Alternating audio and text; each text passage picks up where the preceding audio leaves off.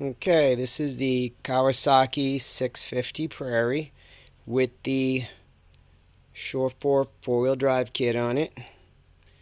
And the four-wheel drive kit works fine. It goes in two-wheel drive to four-wheel drive. Right now it's in two-wheel drive.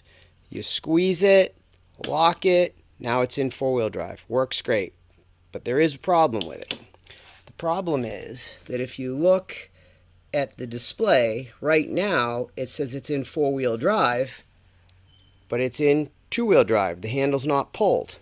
So now if I pull the handle and lock it into four-wheel drive, now it says right there we're in two-wheel drive.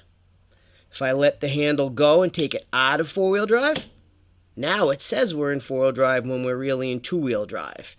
The problem is that the small switch that is inside here, it needs to be normally closed when the handle is in this position. Instead of using a normally closed switch, they used a normally open switch here, which means that when the switch isn't active, it's going to say four-wheel drive in the display. So that needs to be a normally closed switch, and when you pull on it, then the contacts open. That's the problem with the unit.